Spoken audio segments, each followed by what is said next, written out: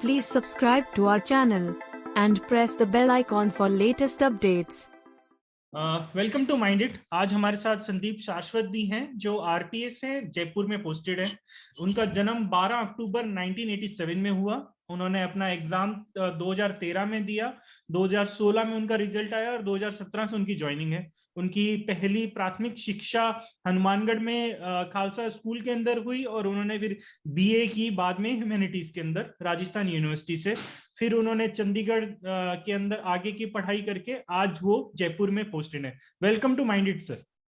Thank you Aditya, thank you. Sir, सबसे पहला सवाल तो आपसे यही है कि हनुमानगढ़ के अंदर इतनी सारी सुविधाएं ना होने के बावजूद आज आप इतनी अच्छी पोस्ट पे हैं। आपको कैसे मोटिवेशन मिला करके और कैसे गाइडेंस मिली? देखिए, मैं स्कूल में एजुकेशन स्टडी में काफ़ी अच्छा था, तो उसके बाद 10th के बाद ऐसे फील हुआ कि सिविल सर्विसेज के लिए ट्राई करना चाहिए। तो मेरे पेरेंट्स को ज़्यादा इसके बारे में पता नहीं था, उन्होंने मुझे नॉन मेडिकल दिलवाया था और एमडी स्कूल में एडमिशन करवाया था हनुमानगढ़ में। तो मैंने 5-7 दिन नॉन मेडिकल की क्लासेस लगाने के बाद ये है कंक्लूजन निकाला कि मेरे लिए आर्ट्स ही ठीक है, कि मैं सिविल सर्विसेज के लिए उसमें बेटर ट्राई कर सकता हूँ, क्योंकि इसमें जो है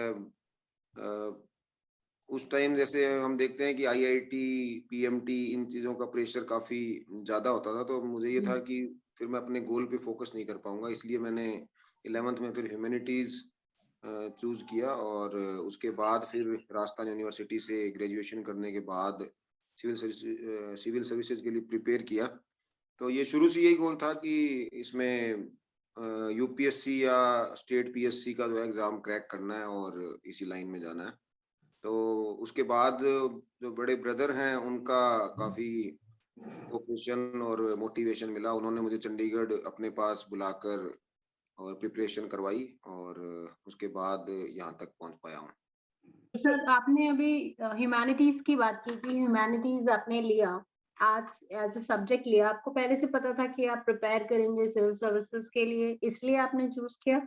बिल्कुल। मैं एक्चुअल में क्या, बचपन में जैसे होता ना कि पेरेंट्स, जैसे मदर बोलती थी कि बेटे ने, मदर हमेशा यही बोलती थी कि कलेक्टर या एसपी, डिप्टी एसपी इन पोस्ट पे जाना है, और इसलिए शुरू से ही मोटिवेशन था कि हाँ, हमें इसी में ही आगे करने के लिए कुछ मेहनत करनी है। तो sir, it means it helps, मतलब अगर आप ह्यूमैनिटीज सब्जेक्ट लेते हैं तो आपको प्रिपरेशन में हेल्प मिलती है। हाँ मैम, ये सबकी अपनी अपनी चॉइस है। काफी हम देखते हैं अब तो बड़ा चंक है जो इसमें सिविल सर्विसेज में, वो इंजीनियरिंग और मेडिकल स्टूडेंट्स का रहता है। तो एक गाइडेंस का हम कह सकते हैं कि थोड़ा सा जो छोटी सिटी में लैक ऑफ गाइडेंस रहता है कि हमें आगे करना क्या है। तो ह्यूमैनिटीज हो सकता है कि साइंस लेके भी पेपर क्लियर हो जाता है, लेकिन उसमें थोड़ा सा आपके टारगेट, फिर प्रेफरेंसेस, जो आपके पास ऑप्शंस होते हैं तो चेंज हो जाते हैं।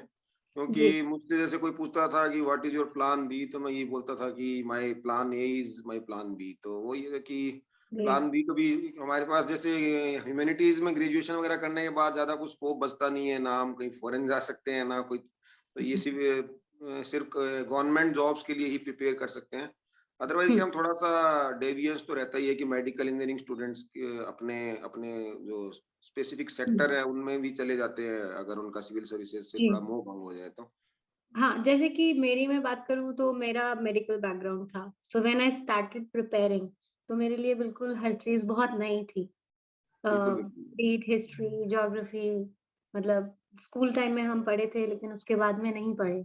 सो आई गेस इट हेल्प्स कि ह्यूमैनिटीज वाले लोगों को, बट हाँ, अगर कोई मेहनत करेगा, प्रिपरेशन करेगा तो एनी हाउ ही और शी। बिल्कुल। मैं मेडिकल में वैसे भी आपकी जो स्टडीज है उसकी सीटिंग बहुत ज्यादा होती है, अगर उसकी आधी भी सिविल सर्विसेज के लिए हम लगा लें तो इजीली एग्जाम क्रैक हो जाता है। सर, आपकी बात से मुझे तो ये लगा कि सिर्फ टारगेट क्लियर होना चाहिए, बाकी तो हम कोई भी सब्जेक्ट ले लें, टारगेट और अगर डेडिकेशन है तो हम कुछ भी क्रैक कर सकते हैं। सर, मैं एक चीज और जानना चाहता था कि जैसे हमारा ग्रुप होता है, जो हमारे दोस्तों का ग्रुप होता है, उससे लोग हमारे को जज करते हैं। तो आपने जब कॉमर्स लिया था करके, तो मतलब वहां पे इंस्पिरेशन आपको अपने दोस्तों, क्योंकि उनका टारगेट कहीं ना कहीं यूपीएससी नहीं रहा होगा, आपके दोस्तों का जब आपने ह्यूमैनिटीज की होगी उनका भी टारगेट यूपीएससी नहीं रहा होगा, तो इस पूरे दौरान के अंदर अपने आप को मोटिवेट रखना बहुत ही मुश्किल हो जाता है, क्योंकि साथ वाले अगर मोटिवेटेड हों तब हम अपने आप को और ज्यादा पुश करते हैं, बट साथ वाले जब मोटिवेटेड ही ना हो करके तो हम अपने आप को पुश भी नहीं करते, हमें लगता है करके इजी वे आउट कि हाँ वो नहीं कर रहा तो यार हमें नहीं भी होगा तो भी चलेगा। तो आपने हमेशा सारे टाइम अपने आप को मोटिवेटेड कैसे रखा?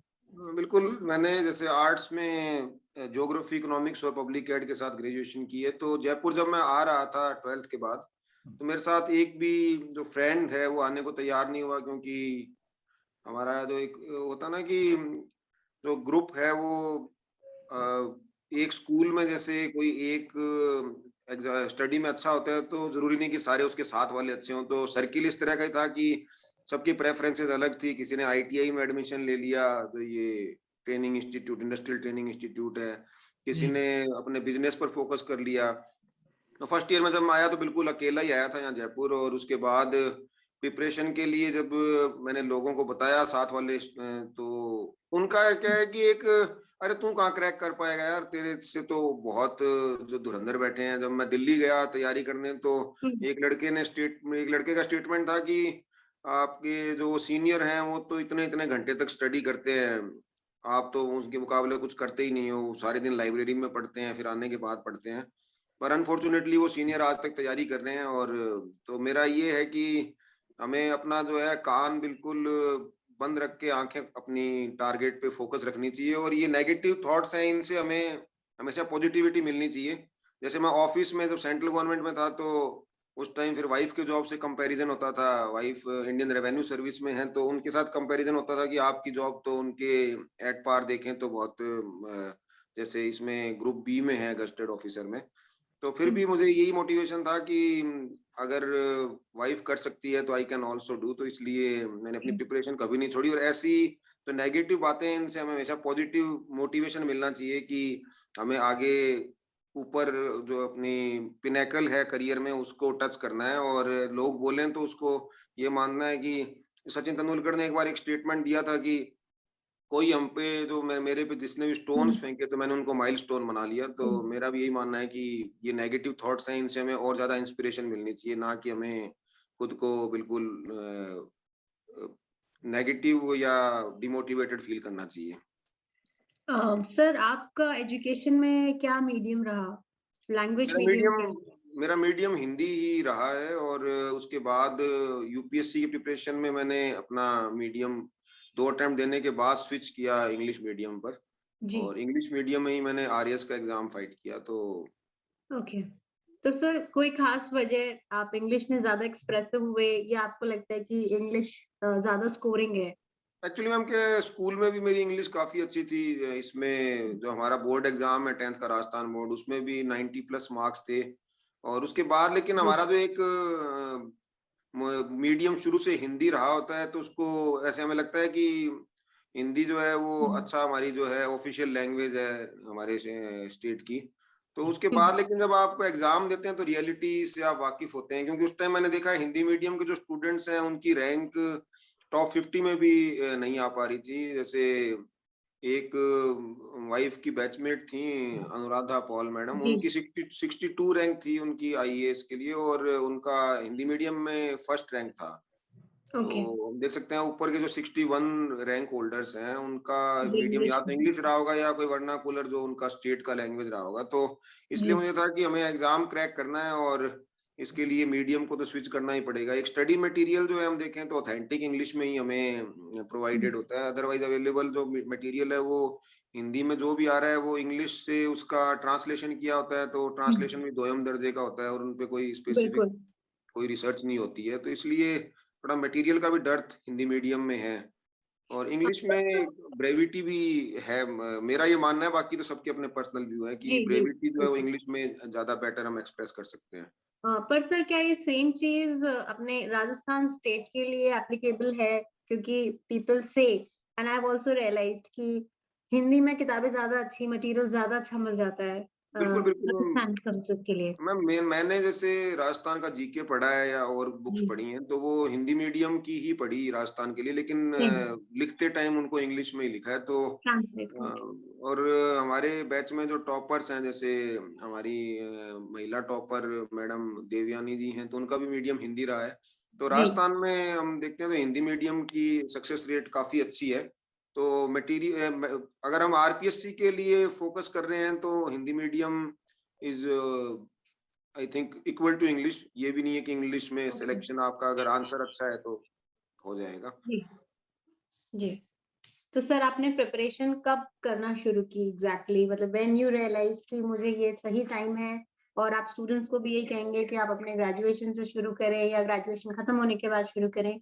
कब उन्हें मेरा तो ये प्रिपरेशन मानना है कि जैसे हम फर्स्ट ईयर में जब होते हैं तो हमें एटलीस्ट हमारा जो करंट अफेयर्स है उस पर पूरा फोकस करना चाहिए। एक ओके न्यूज़पेपर इंग्लिश का हमें हमेशा हमारा जो है डेली एक रूटीन बनना चाहिए कि 2 आवर्स हमारा न्यूज़पेपर पढ़ जाए। फर्स्ट ईयर सेकेंड ईयर की मैं बात कर रहा हूँ। तो जी उसके उससे हमारी क्या है, न्यूज़पेपर रीडिंग की एक हैबिट बन जाती है। और हम देखें तो हमारा करंट अफेयर्स है वो मेनली न्यूज़पेपर से ही ये अच्छी अगर न्यूज आ रही है तो उसका हम एनालिसिस भी करना सीखें न्यूज का। तो उससे काफी हेल्प मिलती है। जैसे फॉर एग्जांपल अभी हम देख रहे थे प्रधानमंत्री जी की सुरक्षा में जो चूक को लेकर न्यूज चल रही थी। तो उसमें जैसे ब्लू बुक नाम आया। तो ब्लू बुक क्या है, ब्लू बुक में किसकी सिक्योरिटी का जी के मेजर्स दिए हुए हैं। ब्लू बुक के बाद येलो बुक स्टेट सीएम के लिए है, उनकी जी सिक्योरिटी के लिए है। पीएम की सिक्योरिटी कौन करता है, मतलब तो इस तरह के क्वेश्चन हमारे माइंड में अराइज होने चाहिए। तो नहीं सर इसके लिए क्यूरियोसिटी जो है मैं मानता हूँ कि सबसे बड़ी चीज है कि एक न्यूज पढ़ लिया आपने, एक रीड कर लिया उसका और वो खत्म हो गया, उसका कोई वैल्यू नहीं है जब तक हम उसके हाउस एंड वाइज पे फोकस ना करें कि ये ऐसे प्राइम मिनिस्टर की जो कारकेड है उसमें कौन कौन से व्हीकल हो सकते हैं, उसमें एसपीजी का क्या रोल है और एक्स प्राइम मिनिस्टर को सिक्योरिटी कौन दे रहा है, प्रेसिडेंट के लिए क्या है। जैसे प्रेसिडेंट के लिए मैंने अभी बाद में एक क्वेश्चन देखा तो कि प्रेसिडेंट की सुरक्षा कौन करता है, तो पीबीजी बोलते हैं उसको, प्रेसिडेंट बॉडीगार्ड। ये चीज मेरे लिए भी नई, क्योंकि ये वर्ड हमने पढ़ा नहीं कभी, क्योंकि ये आर्मी से रिलेटेड है। प्रेसिडेंट बॉडीगार्ड उनका सबसे एलीट फोर्स माना जाता है, सबसे पुराना। तो ये ओके इस तरह की चीजें अगर हम न्यूज़पेपर के में उसको स्टडी करें तो न्यूज़पेपर रीड करने की बजाय मैं वर्ड स्टडी यूज करूंगा, क्योंकि स्टडी में हम व्हाट एंड हु की बजाय व्हाई एंड हाउ पे फोकस करेंगे। तो जी दूसरा क्या है कि जब आप ये न्यूज़पेपर की एक बार रीडिंग की हैबिट हो जाती है, इस तरह से आप चीजों को एनालाइज करना शुरू करते हैं, तो ग्रेजुएशन के बाद आप 1 साल तक बिल्कुल अपना फोकस जो है बिल्कुल अपना रूम बंद करके इस पे रखें और सोशल मीडिया वगैरह से जो है उतना ही ताल्लुक रखें जितने की हमें जरूरत है एग्जाम की। काफी हेल्प इसमें स्टडी में मिली। और ग्रेजुएशन के बाद अब ये होता है कि हम छोटे शहर से जाते हैं, कोई जैसे पेरेंट्स ने तो और ब्रदर ने तो ये कहा कि तुम स्टडी जो करना है कर लो, लेकिन उसके बाद जो हमें एक स्मार्ट स्ट्रेटजी है उसकी बड़ी जरूरत रहती है। तो अभी जैसे मैंने बहुत सारी गलतियां की, पहले मीडियम हिंदी रखा, फिर सब्जेक्ट मैंने हिस्ट्री और ज्योग्राफी रखी है जो बहुत ज्यादा लेंथ थी अपने आप में, और उनके जी एग्जाम भी आगे पीछे उसमें गैप नहीं होता। तो बाद में मैंने अपना सब्जेक्ट भी चेंज किया, सोशियोलॉजी लिया, तो सोशियोलॉजी में काफी अच्छा स्कोर मेरा रहा। तो आप यही है कि शुरू से स्ट्रेटेजी जो आपकी क्लियर होनी चाहिए, और उसमें हमें एक चीज और ध्यान रखनी है कि हमें स्कॉलर नहीं बनना, हमें सिविल सर्वेंट बनना है। मैंने भी काफी सारी बुक्स पढ़ी कि ये भी पढ़ लूं वो भी पढ़ लूं, लेकिन उसमें हमारा जो नॉलेज है वो टेस्ट होने की बजाय हमारी प्रेजेंटेशन है उसका ज्यादा बड़ा टेस्ट है। तो जी इसलिए मेरा ये मानना है कि हमें स्मार्ट स्ट्रेटजी पे फोकस रखना है, और ग्रेजुएशन तक अपने आप की हमारी जो कंडीशनिंग है वो इस तरह हो जानी चाहिए कि हम आराम से पेपर क्लियर कर सकें। जैसे जी हम एकदम एकदम रोहतांग ना जाके बीच बीच में रुक के जाते हैं ताकि हमारा जो ऑक्सीजन लेवल है वो बना रहे। तो इसलिए कंडीशनिंग जो है बहुत जरूरी है इसके लिए कि आप 2 साल कम से कम पेपर पे अपना फोकस करें, उसके बाद धीरे धीरे इसमें पूरी तरह इन्वॉल्व हो जाए। जी। तो सर कोचिंग इंस्टीट्यूट्स का कितना रोल होना चाहिए? क्या बच्चों को कोचिंग इंस्टीट्यूट्स ज्वाइन करना चाहिए या सेल्फ स्टडी भी कर सकते हैं? मैम कोचिंग इंस्टीट्यूट की जहां तक बात है तो कोचिंग इंस्टीट्यूट से एक तो ये बेनिफिट रहता है कि आपकी रिदम बनी रहती है। जी और कई बार क्या होता है कि हम वैसे डिस्ट्रैक्ट हो जाते हैं, या एक जो होता है कि मोनोटोनस लाइफ रूटीन जो है उसमें हम वो खुद को वो पाते हैं कि यार 2 दिन ब्रेक लेते हैं। लेकिन कोचिंग इंस्टीट्यूट का ये फायदा है कि आप मैंडेटरी है कि आप जाएंगे ही जाएंगे। तो जाएंगे तो आप 2 घंटे क्लास अगर लगाते हैं तो ये आपका बिल्कुल अनमने ढंग से लगाएंगे तो भी 15 मिनट तो आपका ध्यान रहेगा ही रहेगा क्लास में। और जी दूसरा क्या, हमारा टेस्ट सीरीज अगर आपके पास अच्छी है तो टेस्ट के लिए आपको पढ़ना भी पड़ता है, क्योंकि हम हमारी सबसे बड़ी जो जैसे मैंने खुद के साथ जो देखा है प्रॉब्लम मेरी यही रही कि मैंने टेस्ट सीरीज बहुत लेट जाके ज्वाइन की। तो टेस्ट जी सीरीज में आप क्या है कि एक तो सिलेबस पूरा कवर कर पाते हैं कि हमें इस टॉपिक पे टेस्ट देना है तो we have to study that topic properly. उसके बाद उस पे आपका जो आंसर राइटिंग प्रैक्टिस है दैट्स मस्ट, क्योंकि प्री क्लियर तो मेरा जैसे यूपीएससी में हर एक बार प्री क्लियर हो जाता था, लेकिन मेंस में आपकी जो प्रेजेंटेशन है उसको देखा जाएगा। प्री में जैसे मेरा 2016 वाले में भी 138 जीएस के पेपर में स्कोर था, जी लेकिन आप जब तक उसमें ये नहीं करेंगे हमारा ये आंसर राइटिंग प्रैक्टिस ये रोज के, तो मैं जो भी अभी नए बच्चे जो तैयारी कर रहे हैं उनको ये बोलूंगा कि आप अभी शुरू आपने प्रिपरेशन की है तो कम से कम 200-300 वर्ड्स रोज लिखने की प्रैक्टिस करें। कि आप कोई भी टॉपिक जैसे न्यूज़पेपर में आपने पढ़ा है तो आपको जैसे कोई आर्टिकल न्यूज़पेपर में आया है किसी भी टॉपिक पे, तो उसमें आप उस पे आपको कितना याद रहता है 100 वर्ड भी उसको अगर आप एसेंस के तौर पे लिख लें तो उससे आपका एक ब्रेविटी भी आ जाएगी उसमें लिखने में, और एक आपका जो रोज की प्रैक्टिस है उससे आपको पेपर में ये फील नहीं होगा कि मैं पहली बार आंसर लिख रहा हूँ। ठीक है सर 13 मेंस 7 इंटरव्यू सर, जब एग्जाम डिले पे डिले होता रहा 2013 में एग्जाम की डेट आई 2016 तक, तो ये 13 मेंस देते टाइम 7 इंटरव्यू देते टाइम या एग्जाम डिले होते टाइम करके आप क्या चीजें थी जो आपको हमेशा मोटिवेटेड, क्योंकि ये बहुत ही लंबा टाइम है और वापस एक ही चीज को बार बार पढ़ना बहुत ही ज्यादा टफ है, बहुत ही ज्यादा टफ है, मतलब एक चीज को वापस पढ़ना। बिल्कुल हाँ, ये आपकी बात बिल्कुल सही है कि ये डाटा पता नहीं आपने कहाँ से वो लिया है, लेकिन बिल्कुल एग्जैक्ट डाटा लिया आपने, एक्यूरेट। तो ये जैसे मैंने इसके प्रिपरेशन जब शुरू की थी तो चंडीगढ़ जैसे मैं तैयारी के लिए चला गया था, तो वहां जैसे हरियाणा सिविल सर्विस की वैकेंसी निकली हुई थी तो मैंने वैसे ही फॉर्म भर दिया। उस time I was just 22 years old, तो वो मेरा इंटरव्यू कॉल उसमें भी हो गया। तो इंटरव्यू में जैसे मैं रिजल्ट देखा, दिसंबर की बात है ये, दिसंबर 2010 की। तो रिजल्ट में मेरे मार्क्स जो हैं वो इंटरव्यू में सिर्फ 21 मार्क्स थे आउट ऑफ 75, और रिटर्न में काफी अच्छे मार्क्स थे। तो मुझे उस टाइम ये रियलाइज हुआ कि मुझे ये था कि काफी फेयर होता होगा एग्जाम, लेकिन वहां ऐसा मुझे लगा नहीं, क्योंकि इंटरव्यू में आप इतना तो बुरा नहीं करके आते कि आपको 21 मार्क्स मिले। तो लेकिन उससे ये मोटिवेशन जरूर मिला कि हम अगर पहली बार कोई एग्जाम दे के इतना अच्छा कर सकते हैं तो हम आगे जो है प्रिपरेशन अपनी जो है और अच्छे से क्यों ना करें। तो उससे उसके बाद फिर जैसे इसमें क्या है, एक ये विशियस साइकिल है, जैसे आप प्री क्लियर करते हैं फिर मेंस क्लियर करते हैं। हाँ, वो स्नेक एंड लैडर वाला है ना, सांप सीढ़ी, उसमें जैसे आपको ऊपर 99 पे सांप ने काट लिया तो आप वापस 0 पे आएंगे, तो वहां भी आपको फिर से 99 पे तो पहुंचना पड़ेगा। तो ये एक साइकिल इस तरह का है कि इसमें एक बार फंस जाएं तो उसके बाद इससे निकलना बड़ा मुश्किल है। ये जो बिल्कुल जैसे हम कहते हैं ना कि जन्म मृत्यु वाला जो चक्र है वैसा चक्र है ये।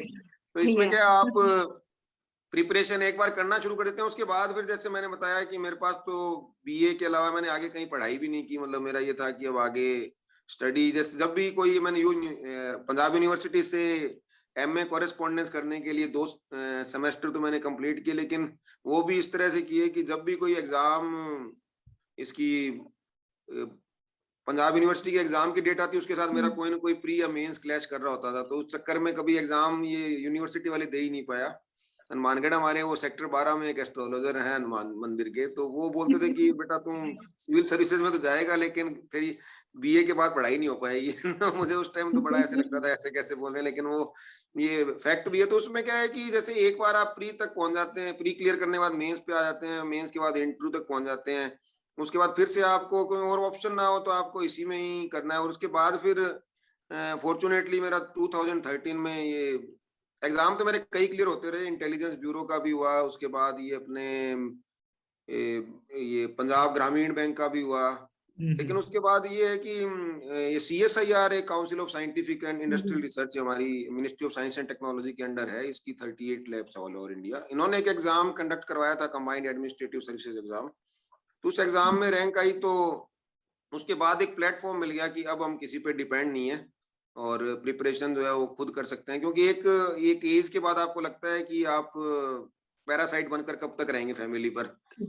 तो इसलिए क्या है कि फिर मुझे लगा कि अब मेरे पास एक अच्छा जॉब है, अब मैं प्रिपेयर कर सकता हूँ। तो वो CSIR की जॉब ने मुझे काफी इसमें सपोर्ट किया, और ये ऑर्गेनाइजेशन इतना प्रोफेशनल था कि यहाँ आप अपना काम करें, उसके बाद आपको कोई भी डिस्टर्बेंस नहीं, किसी तरह की पॉलिटिक्स नहीं। तो ये सेंट्रल गवर्नमेंट ऑर्गेनाइजेशंस में काफी अच्छी ये चीज है कि वहाँ पे आपको जो वर्क के अलावा कोई किसी प्रकार की, जैसे हम देखते हैं कि पॉलिटिक्स होती है डिपार्टमेंट्स में, वैसी कुछ भी नहीं है। तो वहाँ आराम से स्टडी का टाइम निकल जाता था। और उसके बाद फिर प्रिपरेशन मैंने, और क्योंकि एक जॉब जब आपके हाथ में होता है तो कॉन्फिडेंस लेवल भी आपका बूस्टअप होता है। तो उसके बाद, और मुझे ये था कि इसमें भी काफी अच्छी ग्रोथ है, कहीं नहीं हुआ तो एक मेंटल सिक्योरिटी भी हो जी जाती है कि आपके पास एक अच्छा जॉब है। तो जी उसके बाद ये बस ये सिलसिला चलता रहा प्री मेंस का, इंटरव्यू का और लास्ट में यहाँ राजस्थान में हो ही गया।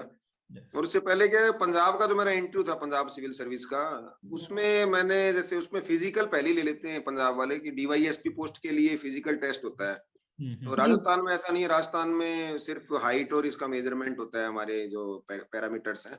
वहाँ आपकी 1600 मीटर रनिंग है, लॉन्ग जंप है, हाई जंप है, रोप क्लाइंबिंग है। तो उसमें मैंने जैसे अपने पैर में मेरे काफी इंजरी हो गई थी, तो उसका इंटरव्यू भी फाइट किया। तो उसमें भी इंटरव्यू में यही हालत रही कि 71 मार्क्स आउट ऑफ 150। लेकिन उसके बाद फिर ये था कि अब राजस्थान का इंटरव्यू हमारा है, तो उससे एक बड़ा वो सपोर्ट मिला कि उसके मेंस और इसके राजस्थान के मेंस इंटरव्यू ये दोनों पैरेलल चलते रहे। तो उसमें जैसे इंटरव्यू में जो कमी रही वो राजस्थान में पूरा करने की कोशिश की। और फिर वो एक होम स्टेट का आपको बेनिफिट भी रहता है कि आप अच्छे से अपने आप को एक्सप्रेस कर पाते हैं, और एक होम की जी फीलिंग भी आपको एक होती है कि जी आप अपने घर पर हैं। जी सर। सर, एक ऑफिशियल क्वेश्चन सभी ऑफिसर ट्रेनीज के तरफ से वो अक्सर पूछते हैं हमारे जब भी सेशंस होते हैं कि आपकी कुछ एक्सपेक्टेशंस होंगी सर्विसेज के लिए कि मैं आरपीएस बनने जा रहा हूँ, तो मेरी ये एक्सपेक्टेशन है, ये मुझे या इस तरह का काम मिलेगा, इस तरह की ड्यूटीज होंगी मेरी। और अब आपको काम करते हुए कुछ समय हो गया है, तो सर क्या वो एक्सपेक्टेशंस आप जो अभी कर रहे हैं वो मैच करती हैं?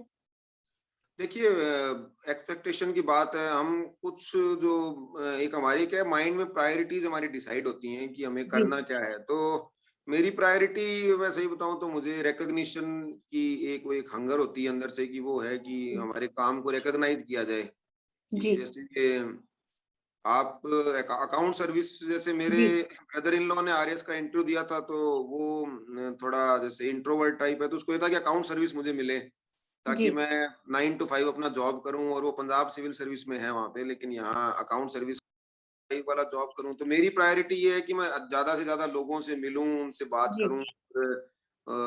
हम कोई जैसे हमारे एरिया में क्राइम हुआ तो उसको जल्दी से जल्दी खोलें, ताकि हमारे एरिया का भी नाम हो, हमारे जो पुलिस ऑफिसर्स मेरे एसएचओ है मेरे साथ उनका नाम हो। तो मुझे ये है कि नेम एंड फेम के लिए पुलिस सर्विस से बेटर कोई सर्विस नहीं है।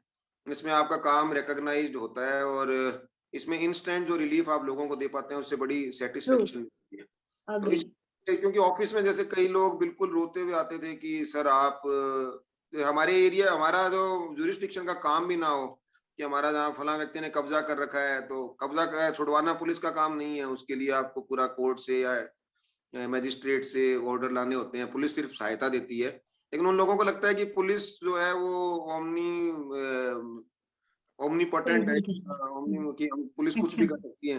तो इंस्टेंट रिलीफ जो है वो देने में बड़ा ही अपने खुद को अंदर से सेटिस्फेक्शन आता है। क्योंकि देखिए, सैलरी तो इस जॉब की मिलनी है, वो तो कोई भी जी सर्विस हम करें उसकी मिलेगी। लेकिन इसमें जो आपको लोगों के साथ इंटरेक्शन का, उनके साथ जो उनकी समस्याएं सॉल्व करने का जो मौका मिलता है वो कोई भी सर्विस में नहीं है। तो मेरी प्रायोरिटी तो ये है कि लोग जाने ज्यादा से ज्यादा। तो इसलिए मैं तो इस जॉब से बड़ा सेटिस्फाइड हूँ कि इससे बेटर जॉब मेरे लिए नहीं हो सकता।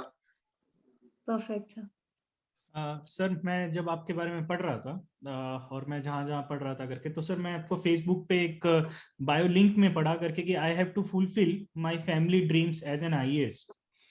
सर, फिर मैं बेसिकली आपको बचपन से आपके फैमिली वालों ने ये प्रेरित किया होगा करके कि आप यूपीएससी करें।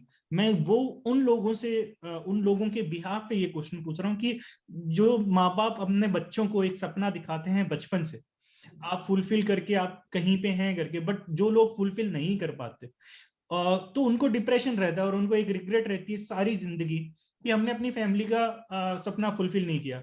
और आपने इतना अच्छे से देखा करके कि आपने अपनी बायो में भी लिख रखा है करके कि हाँ, मेरे को अपना फैमिली का सपना पूरा करना है। तो उन बच्चों के लिए क्या कहना चाहेंगे सर आप? देखिए, अभी जैसे हम सर्विस के अंदर जब आ गए हैं, जैसे कृतिका मैम ने अभी यहाँ ज्वाइन कर लिया है ओटीएस में, अभी फील्ड में आएंगे।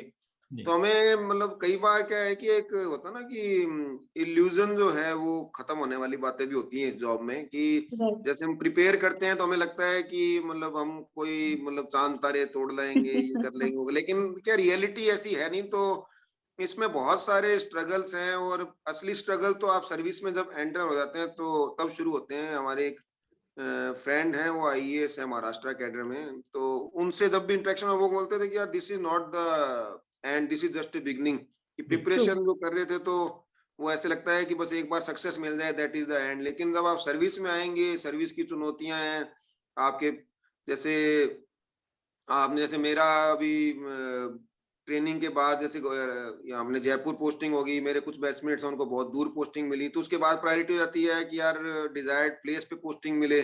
फिर उसके बाद ये होता है कि यार इस डिजायर्ड प्लेस पे भी ये वाली पोस्ट मिले। ठीक है, तो ये क्या है, हमारी इच्छाओं का कोई अंत नहीं है। तो जो भी प्रिपरेशन करते हैं और उसके बाद सक्सेस नहीं ले पाते, उनका मेरा ये मानना है कि लाइफ में बहुत सारी चीजें हैं करने को। और ये सिविल सर्विसेज, जैसे मान लीजिए यहाँ स्प्रिंग बोर्ड इंस्टीट्यूट है हमारे जयपुर में, तो ऑनर है दिलीप जी, मैं वैसे पर्सनली मिला नहीं, लेकिन सुना है काफी कि वो भी प्रिपेयर कर रहे थे और है। लेकिन अब देखिए कि उन्होंने कितने स्टूडेंट्स को इस ड्रीम को अचीव करने में जो है वो सफलता दिलाई है। तो हम, हमारी जो इम्पोर्टेंस है सोसाइटी के लिए, हमेशा फंक्शनल है। तो हमारा जो फंक्शनल होने का तात्पर्य यही कि हमारी एक इम्पोर्टेंस है, हमारी एक यूनिकनेस है। तो आप हो सकता है कोई और फील्ड के लिए बने हो। अब एक मेरा ये भी मानना है कि अब आने वाले टाइम में जो प्रिपरेशन की जो एक एज है वो और कम कर देनी चाहिए, ताकि जो हमारा अनएम्प्लॉयड यूथ है वो इसी इल्यूजन में रहता है कि नहीं मैं पेपर क्लियर कर दूंगा, उसके बाद नहीं कर पाता तो वो बिल्कुल डिप्रेशन में चला जाता है। तो कहीं ना कहीं हमारी ये पॉलिसीज भी जिम्मेवार हैं कि आप बहुत लंबे टाइम तक उसको प्रिपेयर करने के लिए मौका देते हैं, तो वो कहीं और फील्ड में एडजस्ट हो सकता है। जैसे हम देखते हैं कि आईआईटी एग्जाम के लिए सिर्फ 2 अटेम्प्ट देते हैं, तो उससे क्या है कि उसको पता है कि अगर आईआईटी जेई क्लियर नहीं हुआ ये उसके बाद मेरे पास कोई और ऑप्शन मुझे एक्सप्लोर करना है। तो इसके लिए एम्प्लॉयमेंट जनरेशन भी, क्योंकि हम क्या गवर्नमेंट जॉब पे बहुत ज्यादा डिपेंड हो गए हैं, ये भी एक प्रॉब्लम है कि हमारे पास दूसरे जॉब्स है ही नहीं। हमारे पास जैसे स्किल इनोवेशन और ये जो चीजें हैं, स्किल इंडिया वगैरह, उसमें कितने जॉब जनरेट हुए। तो गवर्नमेंट जॉब्स का इसीलिए एक बहुत ज्यादा ही हम लुक्रेटिव मानते हैं कि ये हमारी सिक्योरिटी है, जॉब सिक्योरिटी 60 ईयर्स तक है। उसके बाद हमें होल लाइफ पेंशन मिलेगी, हम अगर ऊपर चले गए तो फैमिली को पेंशन मिलेगी। तो कहीं ना कहीं वो जो है एक जॉब सिक्योरिटी है, उसके कारण लोग इसमें गवर्नमेंट सर्विसेज में ज्यादा जाना चाहते हैं। तो कहीं ना कहीं हमारी पॉलिसीज में लॉन्ग टर्म हमें चेंज करने होंगे, ताकि इस तरह यूथ जो डिप्रेशन में ना जाए, और इस तरह के जो हमारे एस्पिरेंट्स हैं जो नहीं कर पा रहे हैं, तो उनके लिए कुछ ना कुछ तो भगवान ने लिखा हुआ है। तो आप हमेशा ये माने कि ईश्वर जो करता है वो अच्छे के लिए करता है, और कहीं ना कहीं हमारा जो है उसके बाद हमें हो सकता है आने वाले 2-3 साल बाद रियलाइज भी हो कि यार हाँ, ये इस चीज में हम ज्यादा बेटर कर पा रहे हैं, तो हमें पहले ही कर लेनी चाहिए थी। सर मैं एक आखिरी सवाल पूछूंगा और उसके बाद हम मैसेज लेंगे सर। बेसिकली मैं उन लोगों के लिए सवाल पूछ रहा हूँ, ना माइंडेड की ऐसी सोच है और ना हमारी ऐसी सोच है। उन लोगों के लिए सवाल पूछ रहा हूँ जिनका, जो मेल डोमिनेटिंग सोसाइटी के बारे में सोचते हैं सर। और आप हम ऐसा मानते हैं करके कि सर आपने आरएस आरपीएस हैं और मैम आईआरएस हैं, और आपको सारी पहले भी जैसे बोला गया था करके कि मैम की सर्विसेज ज्यादा बड़ी हैं करके, और अभी भी बोलते रहते होंगे और बाद में भी बोलते रहते होंगे। इसके लिए अपने आप को एक प्रोग्रेसिव सोच वाला बनाना बहुत जरूरी है। मगर बाहर ऐसी मेल डोमिनेटिंग सोसाइटी में ऐसे बहुत सारे लोग होंगे जो ये नहीं सोचते होंगे करके, और वो रूटीनली अपने मन को और अपनी फैमिली लाइफ को इस चीज के लिए खराब करते होंगे। उस चीज की सोच को खत्म करने के लिए आप क्या मैसेज देना चाहेंगे सर? मैं एक चीज तो क्लियर कट बता दूं कि जो वीमन हमारी सोसाइटी की हैं, हमारी महिलाएं हैं, वो सिविल सर्विसेज में ज्यादा बेटर कर पाती हैं। उसका रीजन ये है कि उनका टेम्परामेंट बड़ा कूल होता है इस जॉब के लिए। वो क्या बड़ा सोच समझ के डिसीजन लेती हैं। और जैसे मेल कहीं ना कहीं एग्रेसिव डिस्ट्रक्टिव हमारी जो एक साइकोलॉजी होती है, लेकिन लेडीज जो हैं वो हमेशा कंस्ट्रक्टिव सोचती हैं और हमेशा पॉजिटिव जो है उनके थॉट्स रहते हैं। तो इसलिए कहीं भी वो, जो पहले ग्लास सीलिंग इफेक्ट की हम बात करते थे कि ग्लास सीलिंग इफेक्ट में ये है कि आप एक इस सर्टेन पोस्ट से ऊपर जो है महिला नहीं जा सकती, तो ऐसा कुछ भी नहीं है। हमारी चीफ सेक्रेटरी हैं मैडम, अभी उषा शर्मा मैम अभी जैसे अपॉइंट हुए हैं, तो इतने सीनियर आईएएस हैं, 22 साल की एज में वो आईएएस बन गए, 63 उनका का बर्थ है और 23 में रिटायरमेंट है, तो 22 की एज में एग्जाम क्लियर करना, उसके बाद चीफ सेक्रेटरी तक पहुंचना, तो वो अपने आप में दिखाता है कि महिलाएं किसी से कम नहीं है। और मैं तो जैसे एक बार जब CSIR में वर्किंग था तो हनुमानगढ़ आया हुआ था, तो वहाँ कोई आस पड़ोस में, आपको पता ही है हमारे कैसे लोग हैं, तो मैं गाड़ी पे कपड़ा मारा था तो कहते भाई अपने वाइफ की गाड़ी साफ करोगे, अब क्या करोगे। तो इस तरह की बातें भी सुनने को मिलती है, लेकिन मुझे हंसी आती है ऐसे लोगों की सोच पे, भैया हमारी घर की गाड़ी है तो हम कपड़ा क्यों ना मारे उस पे। और काम दोनों का, जैसे मैं चंडीगढ़ CSIR में 5-5:30 में ऑफिस से फ्री हो जाता था, तो घर पे आके, और क्योंकि वाइफ का उस टाइम काम बहुत ज्यादा था और मार्च क्लोजिंग का टाइम होता है, और तो मेरी कोशिश यही रहती थी कि थोड़ा बहुत काम हम भी करें ताकि उसको आने के बाद जो है वो कितनी प्रॉब्लम ना हो घर पे आने के बाद। तो ये अपनी थिंकिंग जो है हमें ब्रॉड करनी पड़ेगी कि इस तरह की ये जो गाड़ी है ये 2 पहियों से चलती है, और इसमें आप ये नहीं सोच सकते कि आप ज्यादा बड़े हैं या अपना मेल ईगो आप ऊपर लेकर आए। तो आपकी जो अंडरस्टैंडिंग है वो मेरे हिसाब से, अगर सिविल सर्विसेज की आप प्रिपरेशन अच्छे से कर लेते हो, अच्छी बुक्स पढ़ लेते हो, तो काफी आपका जो है थिंकिंग का जो होराइजन है वो बहुत ब्रॉड हो जाता है। तो मेरा यही है कि अच्छी से अच्छी किताबें पढ़ें ताकि आप जो है इस तरह की जो है थिंकिंग आपके दिमाग में जो है वो ना आए। सर, अब एक लास्ट टेक होम मैसेज, अभी एग्जाम भी होने वाला है, तो उन एस्पिरेंट्स के लिए भी आप कुछ मैसेज देना चाहें। और एक और चीज कि आप एक 24/7 जॉब में हैं, so how do you manage work and life? कोई वर्क लाइफ बैलेंस आप कुछ फॉलो करते हैं या it's all life for you?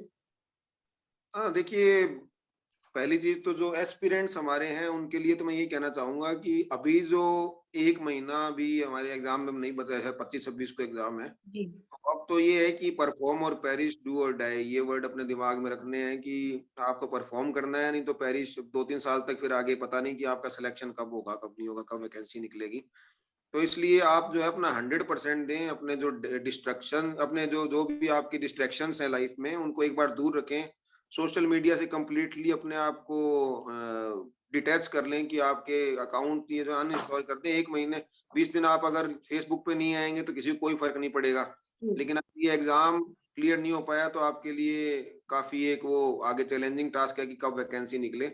और दूसरा, अभी रिवीजन के लिए जैसे आप 3-4 दिन जो रिटर्न में जो अपना जो स्टडी कर रहे हैं उसके 1 दिन रिवाइज करने के लिए निकालें उसका। जैसे आप संडे है वो पूरा रिवाइज करने के लिए और राइटिंग प्रैक्टिस के लिए, टेस्ट सीरीज के लिए निकालें। क्योंकि रिवाइज करने से क्या है कि जैसे हम एक बार कोई चीज स्टडी कर लेते हैं तो उसका 25 से 30% हमें याद रहता है मैक्सिमम। वो भी हमारा अगर ब्रेन बहुत ज्यादा काम करता हो, अदरवाइज 20% से ऊपर तो हमारा आउटपुट आता नहीं। तो एक बार रिवाइज करें तो 70-80% के करीब आपका जो है ये याद किया हुआ पहुंच जाएगा। तो रिवीजन जो है मैं इसमें सबसे बड़ी की मानता हूँ इस एग्जाम को क्लियर करने की। और राइटिंग प्रैक्टिस तो क्योंकि सबने अब सिलेबस तो अब तक कवर कर ही लिया होगा, क्योंकि प्री जिन्होंने क्लियर किया है वो पहले से तैयारी कर ही रहे हैं। तो राइटिंग प्रैक्टिस और रिवीजन पर अपना ध्यान दें और एग्जाम बिल्कुल आपका अच्छा जाएगा। और अभी हमारे जो RPSC जो है काफी ट्रांसपेरेंट मैनर में और एक्सपीडाइट मैनर में एग्जाम क्रैक हमारे ये कंडक्ट करवा रही है। जैसे पिछली बार भी देखा हमने कि बड़ी आप लोगों की ज्वाइनिंग बहुत जल्दी होगी हमारे कंपैरिजन में, क्योंकि हमारी दिसंबर 16 में रिजल्ट आया तो सितंबर 17 में ज्वाइनिंग हुई थी। जी। तो एक होता है ना कि लोग पूछना शुरू कर देते हैं यार सिलेक्शन हुआ था या नहीं हुआ था ये तो बता दो। तो ये हमारे राजस्थान में, लेकिन अब काफी अच्छा मैंने देखा कि ज्वाइनिंग काफी जल्दी दी गई है। तो इससे एक आपकी सीनियोरिटी में, आपके मोटिवेशन में बड़ा फर्क इसमें पड़ता है। और दूसरी चीज, आपका सेकंड क्वेश्चन, ये वर्क लाइफ का जो बैलेंस है, तो अभी मैं जैसे 2 साल लगातार डिप्टी SP गोविंदगढ़ रहा, तो वहाँ वर्क का लोड काफी ज्यादा है। और जैसे आप डिस्ट्रिक्ट में कहीं भी लगे, जयपुर के आसपास तो पेरीफेरी जयपुर रूरल जो है वो अपने कमिश्नरेट को कवर करती है। तो यहाँ क्या है, जो कंप्लेनेंट है वो पहले BGP साहब के पास आते हैं, फिर हमारे पास आते हैं, क्योंकि जयपुर सबके रीच में है। तो यहाँ वर्क का प्रेशर और परफॉर्मेंस प्रेशर काफी ज्यादा रहता है।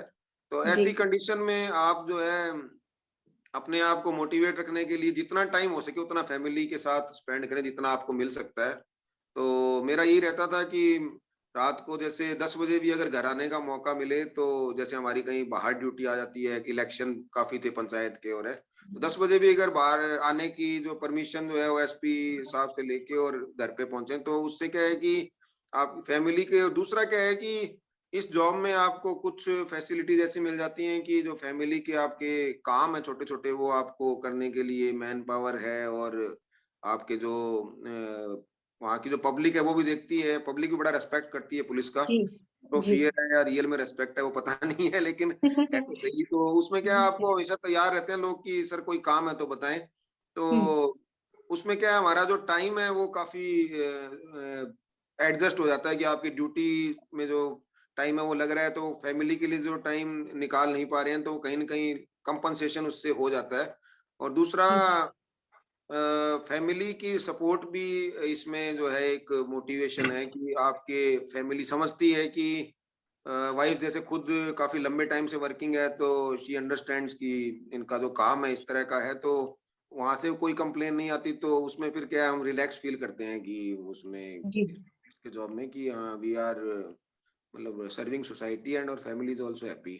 तो मेरा यही है कि हमेशा फैमिली को प्रायोरिटी पे रखें, और जी पहले आपकी हेल्थ, उसके बाद आपकी फैमिली, ये आपकी प्रायोरिटीज होनी चाहिए। क्योंकि काम देखिए कि हमारे कई पुलिस ऑफिसर्स भी बोलते हैं, जैसे हम ट्रेनिंग में आए थे तब बोलते थे कि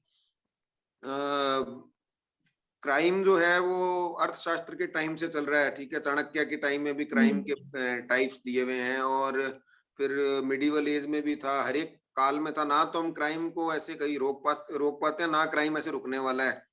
और 5 साल पहले मेरी जगह गोविंदगढ़ में पुलिस उप अधीक्षक के पद पर कौन कार्यरत था किसी को नहीं पता, ना आने वाले 5 साल बाद कौन होगा। 5 साल बाद लोग मुझे भूल जाएंगे। ठीक है, तो इसलिए क्या है ना कि काम ठीक है, अपनी आपकी प्रायोरिटी है, लेकिन पहले आपकी हेल्थ और फैमिली आपके लिए मस्ट है। और क्राइम जो है होता रहेगा, लेकिन क्राइम को डिटेक्ट करना हमारा काम है। प्रिवेंशन अपनी जगह है, लेकिन प्रिवेंट जैसे हमारे रिसोर्सेज को देखते हम नहीं कर पाते। तो इसमें कहीं भी स्ट्रेस लेने की जरूरत नहीं है, कहीं भी खुद को गिल्टी कॉन्शियस फील करवाने की जरूरत नहीं है कि कोई क्राइम हो गया। लाइफ बैलेंस हो जाती है कि आप स्ट्रेस ना लें, और इसके अलावा जो है अपनी फैमिली को ज्यादा टाइम दें। सर आपसे सारी बातें करके हमने बहुत सारी चीजें सीखी, जिसमें से मैं ये मानता हूँ कि सबसे पहला मैंने सीखा टारगेट क्लियर होने चाहिए।